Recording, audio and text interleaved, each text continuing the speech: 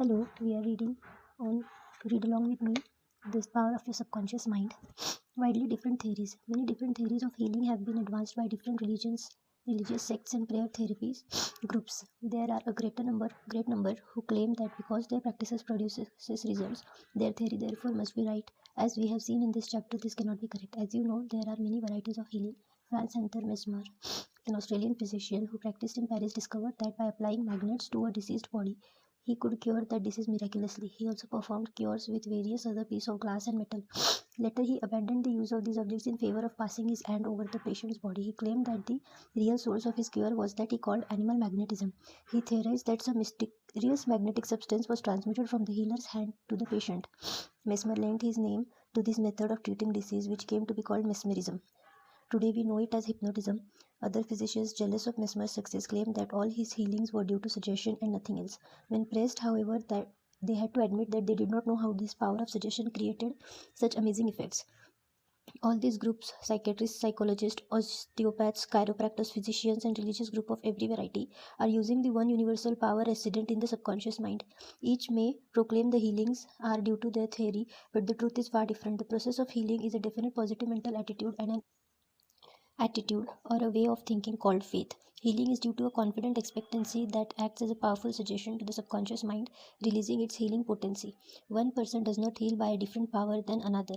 It is true that both may have their own theories and methods, but there is only one of the process of healing, and that is faith. There is only one healing power, namely your subconscious mind. Select whatever theory, belief, and method that calls out to you. You can rest assured if you have faith, you will get results. Views of Paracelsus. Philippus Paracelsus, a famous Swiss alchemist and physician who lived from 1493 to 1541, was a great healer in his day. He stated what is now an obvious scientific fact when he said, "Whether the object of your faith be real or false, you will nevertheless obtain the same effects. Thus, if I believed in Saint Peter's statue as I would have believed in Saint Peter himself, I shall obtain the same effects that I should have obtained from Saint Peter." But that is superstition. Faith, however, produces miracles, and whether it is true or false faith, it will always produce the same wonders.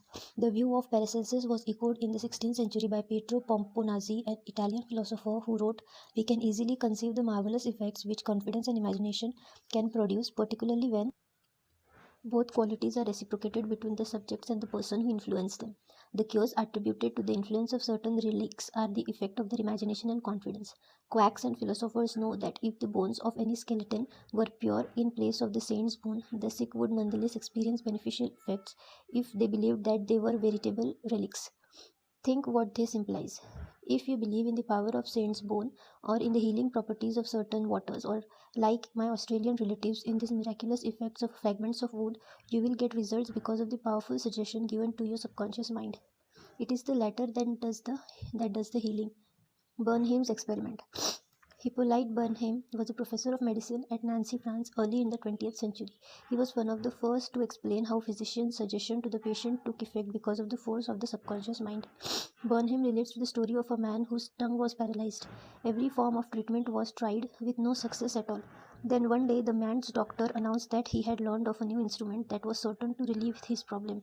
The doctor then put a pocket thermometer in the patient's mouth. The patient imagined this was the instrument that was to save him. In the moments he cried out for joyfully that he could once more move his tongue freely. Burnham continued. Among our cases, facts of the same sort will be found. A young girl came into my office having suffered from a complete loss of speech for nearly 4 weeks.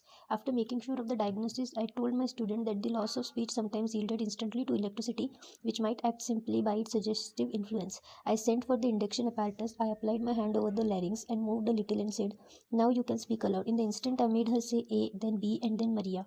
She could continued to speak distinctly. The loss of voice had disappeared.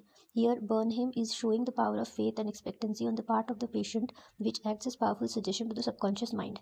Producing a blister by suggestion. Burnham states that he produced a blister on the back of a patient's neck by applying a postage stamp and suggesting to the patient that it was a fly plaster. This sort of demonstration has been confirmed by the experiments and experiences of many doctors in many parts of the world. These leave no doubt that structural changes in the body can be brought about as a result of oral suggestions to patients. The cause of bloody stigmata. Hemorrhages and bloody stigmata can be induced by means of suggestion.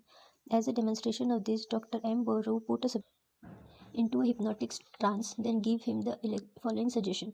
At 4 o'clock this afternoon, after the hypnosis, you will come into my office, sit down in this armchair, and fold your arms across your chest. Your nose will then begin to bleed.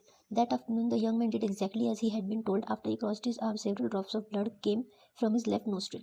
On another occasion, the same investigator traced a patient's name on both of his forearms with the dull point of an instrument while the patient was in hypnotic trance. Boru then said, at 4 o'clock this afternoon, you will go to sleep. Your arms will bleed along the lines I have traced, and your name will appear written on your arms in the letters of blood. The patient was carefully observed this afternoon.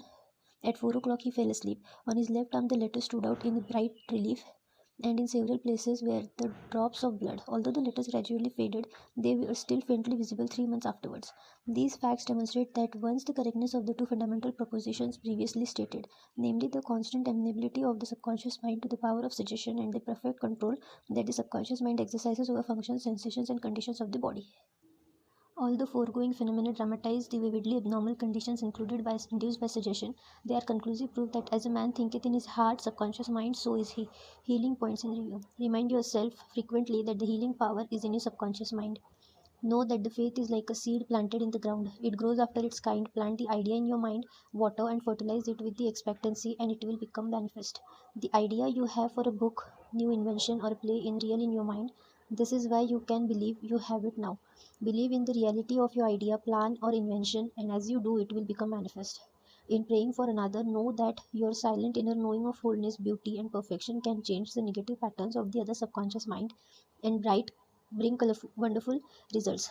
The miraculous healing you hear about at various shrines are due to imagination and blind faith that act on the subconscious mind, releasing the healing power. All disease originates in the mind. Nothing appears in the body unless there is a mental pattern corresponding to it. The symptoms of almost any disease can be induced in you by hypnotic suggestion. This shows you the power of your thought. There is only one process of healing, and that is faith. There is only one healing power, namely your subconscious mind. Whether the object of your faith is real or false, you will get results. Your subconscious mind responds to the thought in your mind. Look upon faith as a thought in your mind, and that will suffice. This was for today. We'll meet again in the next week on Read Along with Me. Please like, share, and subscribe to my channel. Bye.